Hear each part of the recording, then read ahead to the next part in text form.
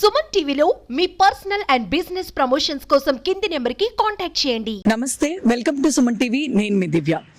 నయనం సర్వేంద్రియాణం నయనం ప్రధానం. మన లైఫ్లోనే కాదు, మన ఒంట్లో కూడా మన కళ్ళు ఎంత ఇంపార్టెంటో అందరికీ తెలుసు. అలాంటిది కన్ను లేకపోతే మనం ఏ పని చేయలేం, కనీసం పక్క గదిలో కూడా వెళ్ళలేం, ఒక్క అడుగు కూడా ముందు వేయలేం. అలాంటిది మన దగ్గర ఈరోజు ఒక మనిషి ఉన్నారు. ఆయన ఏంటంటే కన్ను లేకుండానే ఆయన జీవితం సాగిస్తూనే కాకుండా ఎటువంటి హెల్ప్ ఎక్కువ శాతంగా తీసుకోకుండా ఈరోజు చర్చ్లో పాస్టర్గా కూడా ఆయన వర్క్ చేస్తున్నారనమాట. సో ఆయనతో ఒకసారి మాట్లాడి ఆయన జీవితం ఎలా సాగుతుందో ఆయనతో మాట్లాడి తెలుసుకుందాం. నమస్తే. నమస్కారం అమ్మా. మీ పేరు? నా పేరు దానియేలు, నివగాని దానియేలు.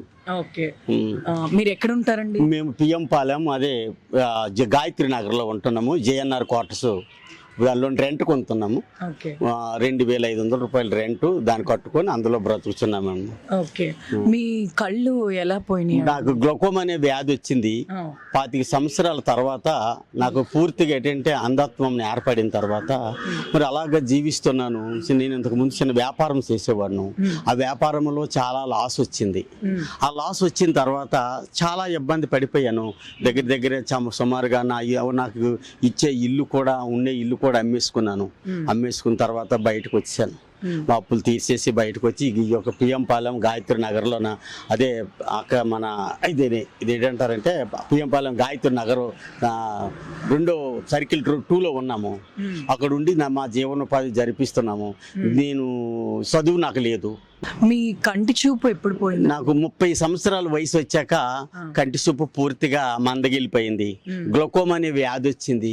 అక్కడ నుంచి నేను చాలా సఫర్ అయి బ్రతుకుతున్నాను. దేవుడు దయ వల్ల నేను ఆ వ్యాపారం వల్ల లాస్ అయిపోయినప్పుడు నేను చనిపోదామనే ఆలోచనలో ఉండేవాడిని. ఇంక చనిపోదాము, నాకు అప్పుడు ఏంటంటే భయము వచ్చింది. అప్పులు ఇల్లు లేదు, వాకలు లేదు, ఏమీ లేదు. నేను ఇదిగా అనాథుడిగా ఉండి మిగిలిపోయాను. లాస్ట్కి ఏమైపోయింది, చనిపోదాం అనేటప్పుడు నేను దేవుణ్ణి, యేసు ప్రభువారిని నేను అప్పటికే రక్షణ పొందున్నాను. నేను యేసు ప్రభువారిని తెలుసుకున్నాను. నేను రాత్రి అంతా దైవుని సన్నిధిలో ఏడ్చాను. కన్నీళ్లతో ఏడ్చి నా బుర్ర దగ్గర అంతా తడిసిపోయి ఏడ్చాను. అంత రీతిగా ఏడ్చేటప్పుడు దేవుడు ఆ రాత్రి నాతో మాట్లాడాడు. ఏమని అంటే, కొరింథీయులకు రాసిన పత్రిక మొదటి పత్రిక 26 వచనము, మొదటి పత్రిక 1వ అధ్యాయం 26వ వచనం ద్వారా దేవుడు నాతో మాట్లాడాడు. సహోదరులారా, మిమ్మల్ని పిలిచే పిలుపుని చూడండి. లోకరీతిగా చూసినట్టయితే జ్ఞానులేమి గనులేమి ఎవరు కూడా పిలువబడలేదు. కాబట్టి మీకు ఈ లోకంలో తునీకరింపబడిన వారిని, అవమానపరచబడిన వారిని, అపహాస్యపబడిన వారిని దేవుడు ఎన్నుకొని ఏర్పరచుకున్నాడనేసి నాకు ఒక దేవదూత వచ్చి ఆ మాట చదివి వినిపించేటప్పుడు నేను చాలా ఆశ్చర్యపడాను.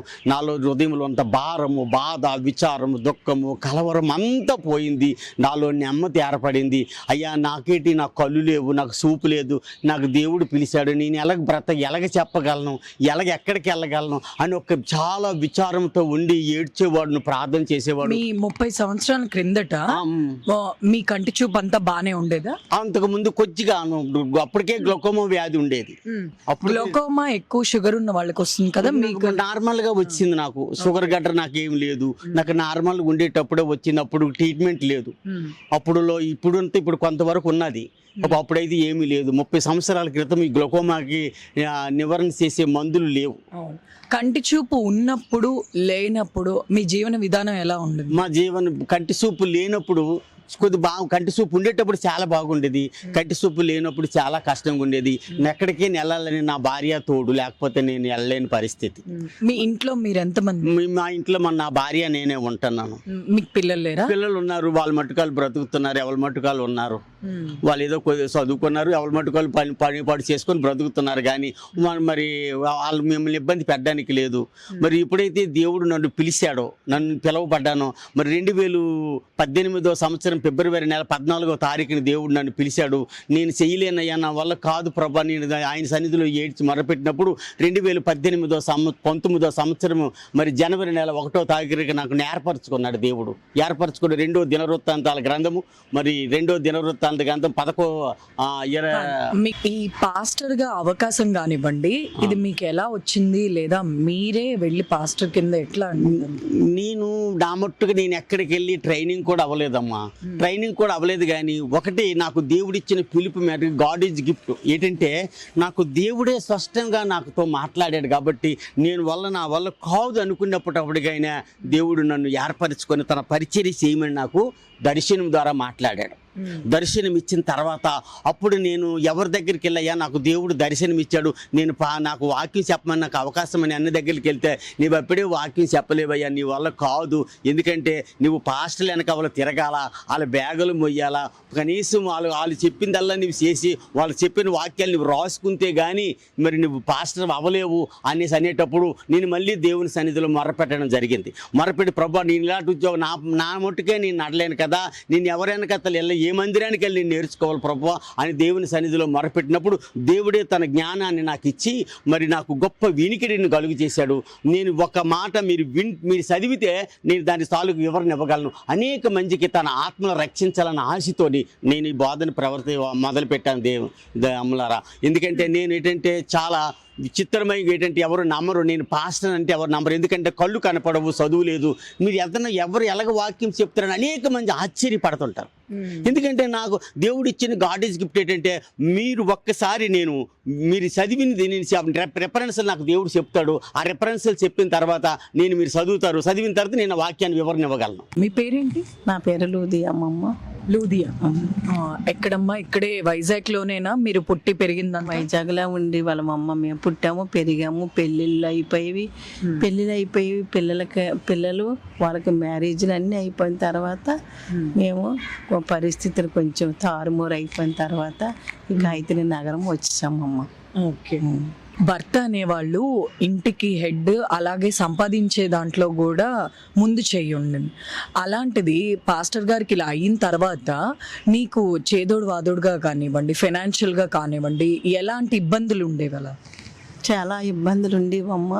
కానీ నేను కొంచెం కాయగూరల వ్యాపారం చేసి అలాగే మా ఇద్దరు జీవనోపాధి చేసుకునేవాళ్ళమమ్మ. అంతే. ఆ ముందు అంతా పాస్టర్ గారి హెల్ప్ అయితే మీకు ఉండేది? తన హెల్ప్ కొన్ని సంవత్సరాలు తన కష్టపడి మమ్మల్ని ఇలా పెంచుకొని వచ్చారు. తర్వాత కళ్ళు కనిపించట్లేదు, కనిపించకపోతే అలాగా చిన్న చిన్న వ్యాపారం నేను కూడా చేసేదాన్ని, చేసేలాగా మేము బ్రతికామమ్మ. పాస్టర్ గారు ఎటు వెళ్ళినా సరే మీ తోడైతే కావాల్సిందేనా? అవునమ్మా.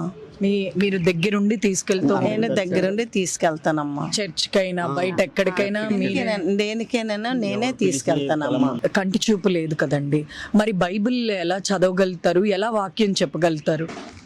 అమ్మా మరి బైబిల్ ఎలా చదవగలరంటే ఒక చిన్న బైబిల్ లాంటిది ఉంటుందమ్మా, వింటారు, విని చెప్తారమ్మా. ఆడియో బైబిల్ ఏ వచనాలు ఏమైనా కొంచెం ఏ వచనాలు గట్ట కొంచెం అతనికి తేడా వచ్చావంటే అమ్మా ఈ వచ్చిన మీద చూడు ఇది కరెక్టా కాదంటే నేను చెప్తాను ఆయనకి. పాస్టర్ గా అవ్వడం మీకు సంతోషంగా ఉంది? సంతోషమేనమ్మా. పాస్టర్ గారు ప్రెసెంట్ ఉన్న సిచ్యువేషన్ లో అంటే మీ ఇద్దరు భార్యాభర్తలు జీవించడానికి ఫైనాన్షియల్ గా మీకు ఎలాంటి సపోర్ట్ ఉందండి?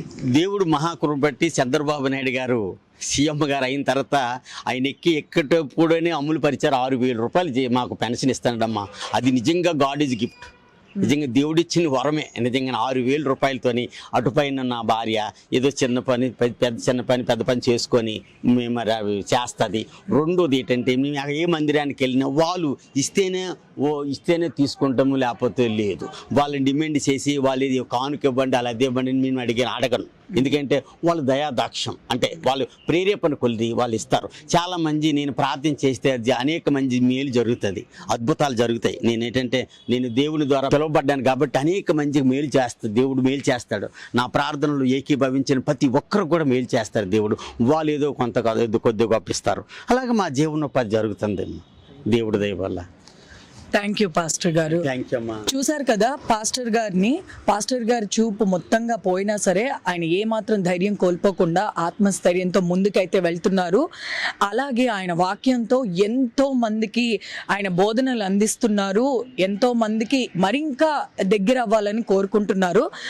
ఎంతో మందికి పాస్టర్ లాంటి వాళ్ళు ఉదాహరణని మనం చెప్పుకోవచ్చు.